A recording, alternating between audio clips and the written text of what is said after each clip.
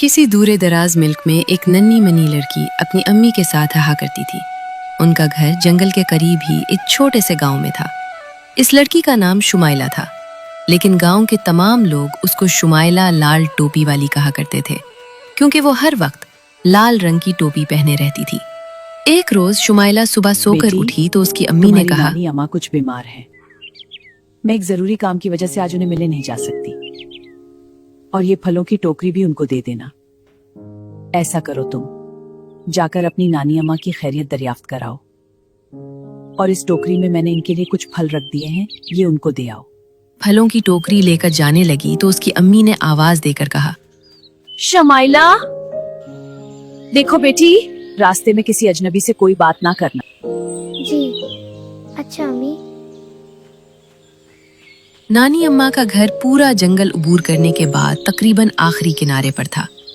शुमाइला लाल टोपी वाली उछलती कूदती अपने आप में मगन जा रही थी कि एक भेड़िए ने उसका रास्ता रोक लिया और पूछा, और तुम्हारी इस टोकरी में क्या है? मेरी नानी अम्मा बीमार है, मैं उनकी तीमारदारी के लिए जा रही हूँ।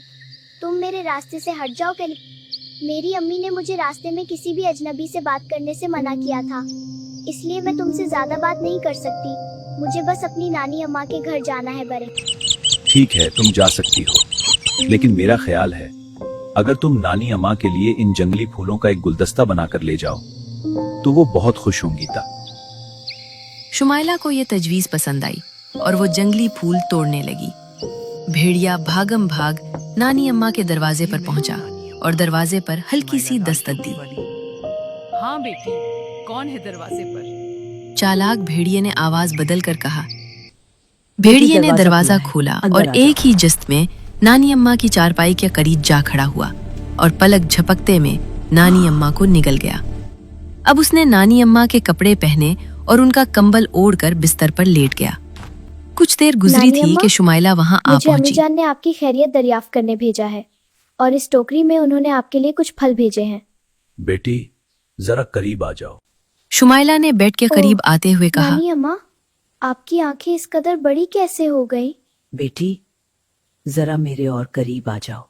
बेटी, नानी अम्मा, आपके दांत भी बहुत बड़े बड़े हैं। मैं तुम्हें खा जाऊंगा का। ये कहते ही भेड़िया नानी अम्मा के बिस्तर से निकलकर शुमाइला को हड़प कर गया। शुमाइला और नानी अम्मा को खाकर भेड़िया इसी झोपड़ी में लेटकर सो गया। उधर एक लकड़हारा जंगल में लकड़ियां काटने जा रहा था। अचानक उसे याद आया कि बूढ़ी नानी अम्मा काफी दिन से बीमार है। लकड़हारे ने सोचा, क्यों ना मैं जंगल में लकड़ियां काटने से पहले नानी अम्मा को मिलता जाऊंगा। ये सोचकर वो नानी अम्मा के घर जा पहुंचा। वहां उसने देखा कि नानी अम्मा के बिस्तर पर एक निहायत खूनख्वार किस्म का भेड़िया सो रहा है, जबकि वो खुद घर में नहीं है।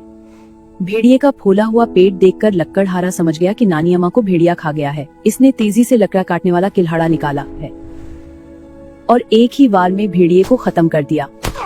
और जैसे ही वो गिरा, नानी अम्मा और शमाइला सही सलामत बाहर आ गई। लकड़हारा ये देखकर बहुत खुश हुआ कि दोनों सही सलामत थीं। शुमाइला और इसकी नानी अम्मा ने लकड़हारे का शुक्रिया अदा किया और शुमाइला खुशी खुशी अपने घर वापस रवाना हो गई। लेकिन इस दिन के बाद शुमाइला ने कभी किसी अजनबी से बात न की।